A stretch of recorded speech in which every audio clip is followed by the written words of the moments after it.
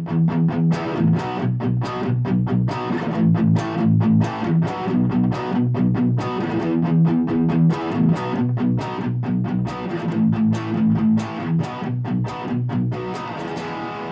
everyone, this is Ben Zinn with NextLevelGuitar.com.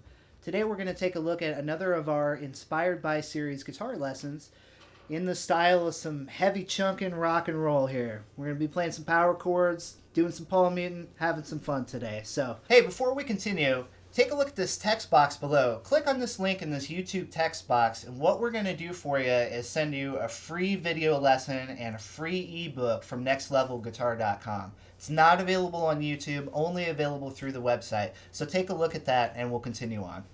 Most of what we're going to learn about today is going to be about the right hand, doing some palm muting, playing some accents. But before we do, let's take a look at the chords that we used in the example.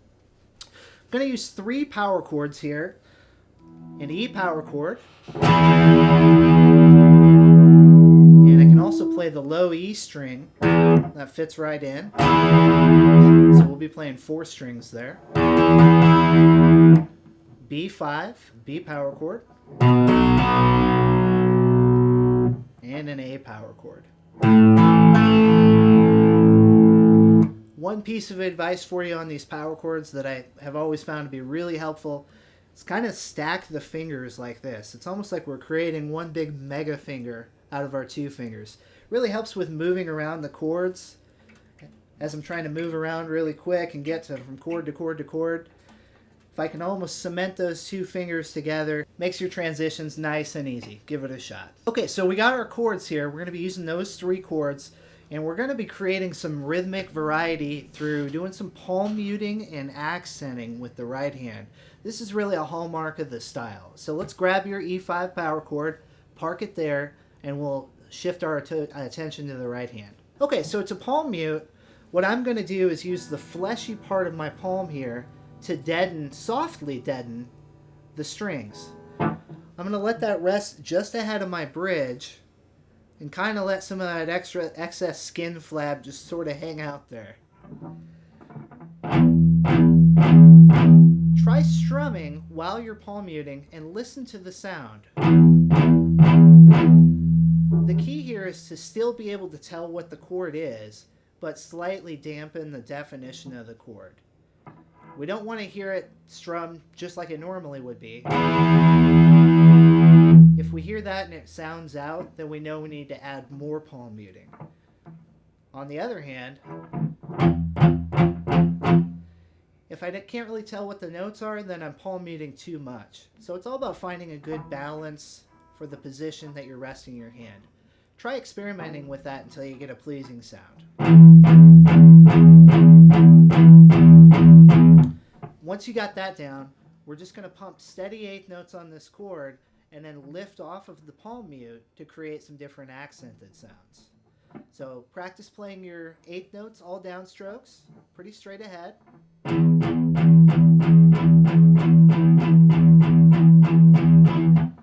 Now let's try lifting off to create some different accents.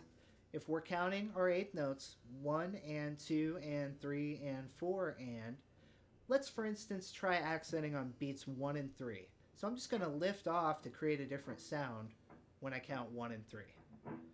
1 and 2 and 3 and 4 and.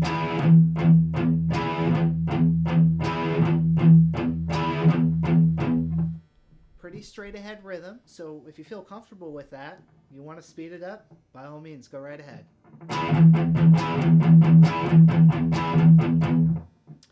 Now to create a little bit of syncopation, we can change where we're placing those accents. Let's now change the accent to beat 1 and the and count of beat 3. So 1 and 2 and 3 and 4 and. 1 and 2 and 3 and 4 and. Once you have that down, try repeating.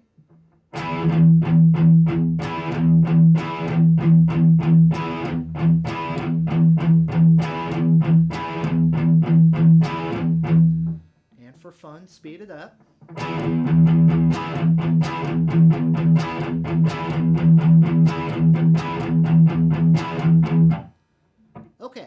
So you got that. What's next? Well, let's add a little 16th note flourish to the very end of it. Our pattern is 8 strums, 1 and 2 and 3 and 4 and. Let's just add a quick down up 16th note flourish at the end of the pattern now to give it a little extra juice.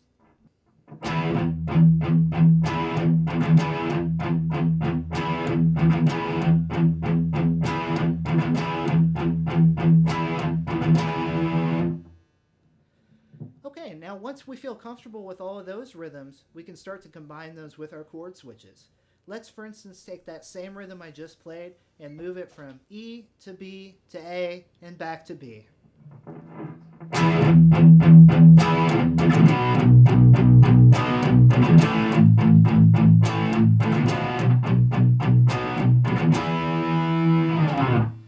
So you can start to move around some of these rhythms that you're creating on your right hand and combine them with the different chords on the left hand, and the sky's the limit. You can come up with all kinds of great stuff. You'll probably even stumble onto a couple of songs that you might know. Okay, so now let's take a look at another different variation that we can use with these rhythms. Next, what we're going to do is start out the same way. We're going to accent on beat 1 and on the and of 3. But what we're going to change now is we're going to move chords on the and of 4. I'll show you what I mean. 1 and 2 and 3 and 4 and. So you see that chord change happens before you might anticipate it, and that kind of creates a new sound for us. Let's try that a couple more times.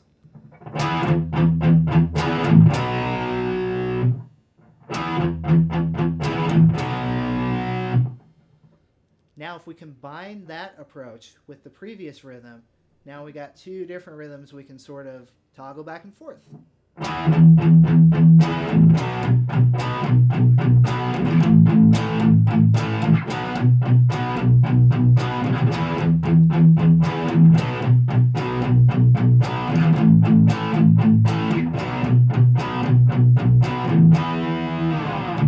So as you can see, even though there's only 3 chords there, there's tons of different options when you start changing up the rhythms. Continue experimenting with those. All you have to do is continue pumping those 8th notes and change where you're putting the accents, and there's a whole world of possibilities there.